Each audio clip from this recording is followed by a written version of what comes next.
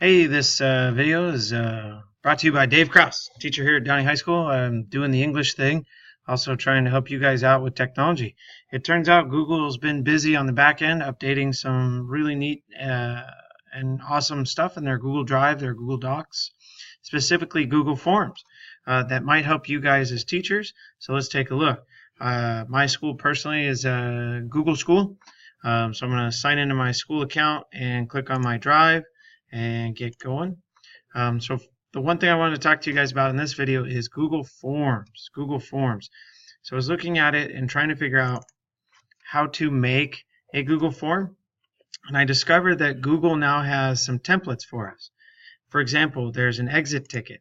So how do I get that, right? I want to create a Google Doc, Google Sheets, or Google Slides. In this case, I want to create a Google form. I'm going to scroll over and check this arrow out, and there it says blank form or from a template. Select from a template, and there's all kinds of neat options. Here's an assessment. We'll talk about that next. The exit ticket is so cool, so simple. Look what it does. It gives the kids the name. Always ask this. Personally, I would break this up into 2 questions, first name, last name, and also a third question for your forms is period number. Always ask those 3, first name, last name, and period number. What's one important thing? This is neat. This is an excellent tool to add to your teaching. It might give you some form of assessment or check for understanding. When you can look at this, you can look at responses. You can collect them either in this window below, or in kind of the old school way, which I like, is create a new spreadsheet. You could give it a date, exit ticket, responses, give it a date, or select and add it to an existing spreadsheet, and then click create. And that way you can view your responses. This might be a teaching or starting point for you guys. The next school day you see the students, you can pull up this spreadsheet and look at their answers. So that's one update that was really interesting. Again, what is that? It is an exit ticket, a pre-built form. That's awesome. Here's blank quiz. Here's assessment. And this is a new thing. In the old days, we would get into Flubaroo to turn Google Forms into an assessment. Google has now seen the way in the light and given us this tool.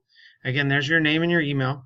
I personally would go first name, last name is really important, and also period number if you want to keep that stuff organized and easy to find as far as transferring information into queue. Quiz questions. You can select your options, but check this out.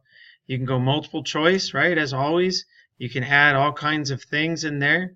It's terrific. You're trying to get into next generation assessment where you have images. You can have paragraphs to refer to, paragraph response, short answers. So just really neat options that were always there. Just wanted to remind you. Also, when you do this, you have the answer key option. This is where you get into the quiz option. This is a really neat tool. Make sure it's required, and you select the answer key, and you tell that it too is the correct answer. You can also select the points. This is really interesting. This also takes it one step further. Now you can provide students with instant or almost instantaneous feedback.